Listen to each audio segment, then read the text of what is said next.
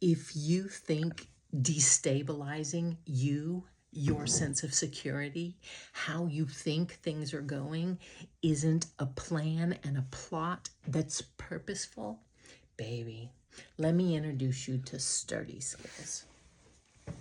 I watch people do it purposefully and not purposefully. You're watching the government do it too.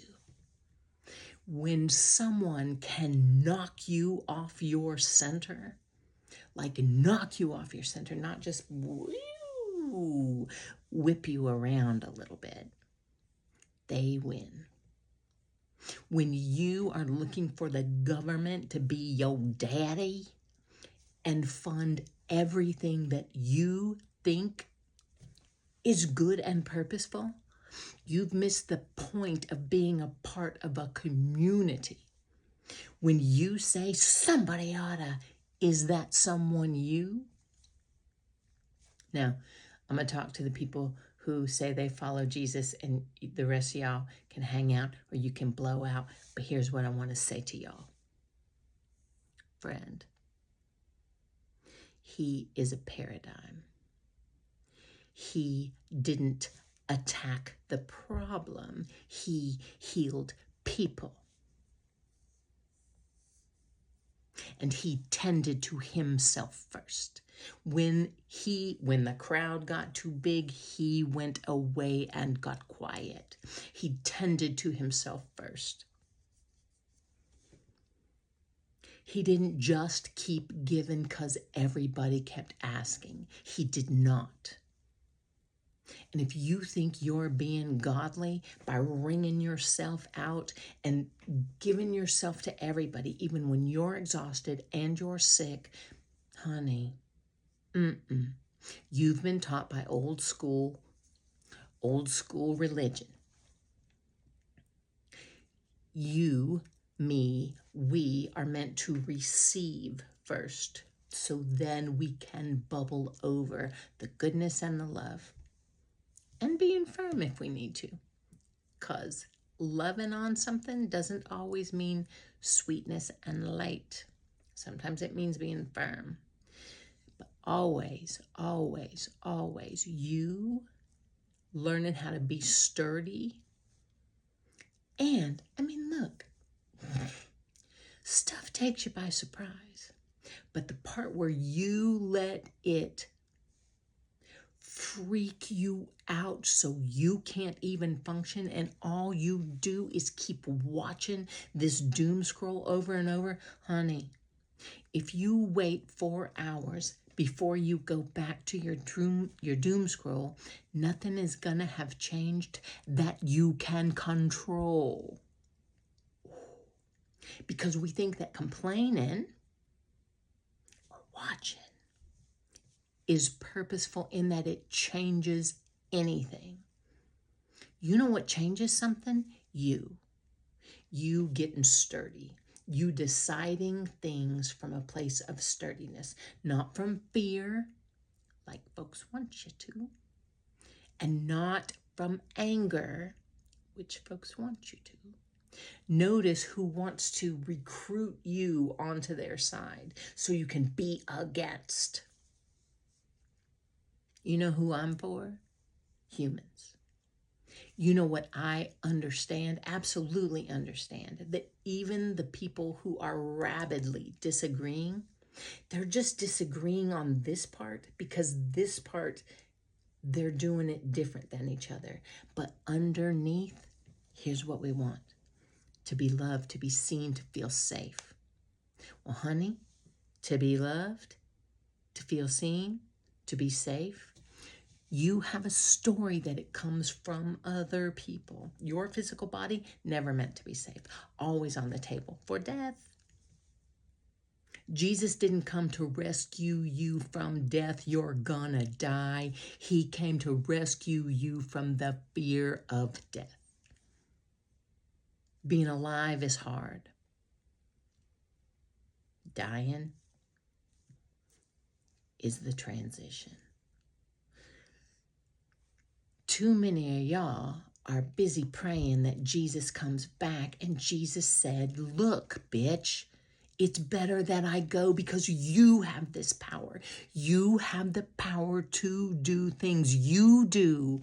Stop looking at me all the time. I mean, look at me and model me. Jesus was asleep in the boat. Here comes the storm. Apostles are all like, our Savior is sleeping. We got to wake him up because he doesn't know what's going on. No, it's a model. He is sleeping in the middle of the storm peacefully. We don't believe what God says about us. We say we follow Christ, and then we tell other people how awful they are, and they better hurry up and get saved because hell's a coming. Jesus was never passing out tickets to hell. Never. What he was doing was being sturdy in himself, listening and watching the Father. If you've seen me, you've seen the Father.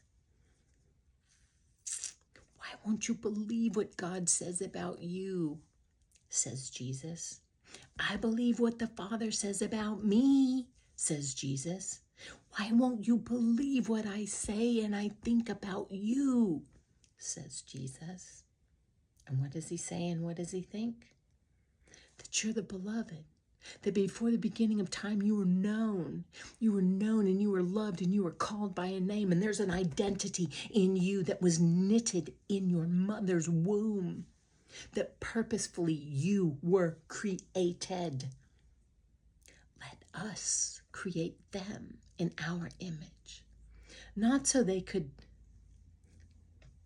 hang out and fight with each other all the time, even though they knew we were going to do that because humans. But look, if you call yourself a follower of Christ, if you are a person of faith,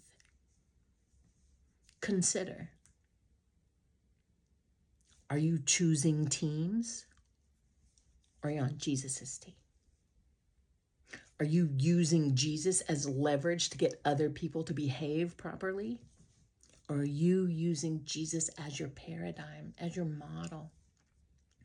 Yesterday, I got my nose out of joint, baby. And you could call what happened betrayal. And here's what showed up in my head because Jamie Winship,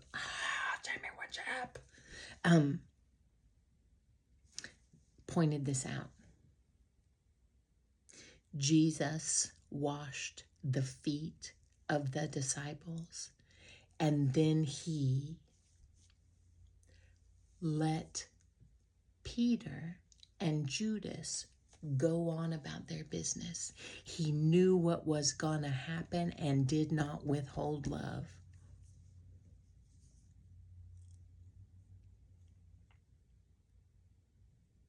If that's my model, and in doing that, I can be sturdy in myself, I can receive love, and it can burble up out of me, even when I know folks are about to head on out and do something that somebody would call betrayal. But what if it's all part of the plan? What if the thing you think has gone so terribly wrong is part of the plan because all of the goodness that will come later never would have come if we were all asleep in our comfort and our safety? Because, honey, you might be comfortable, but you are never safe. Not your physical body, not anything you have in this world. Nothing. You are safe in your soul. That's all. I am madly in love with you.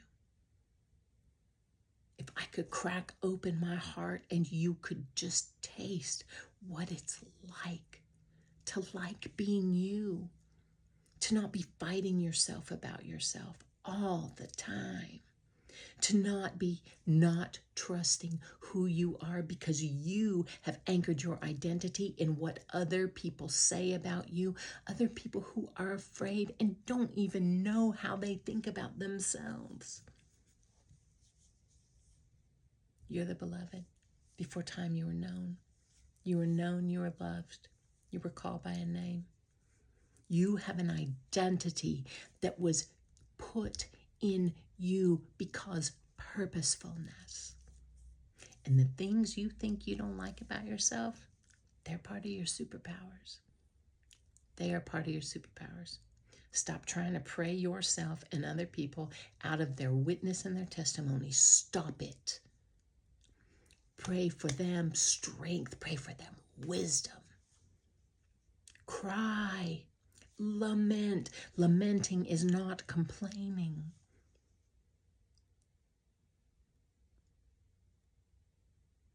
I am madly in love with you.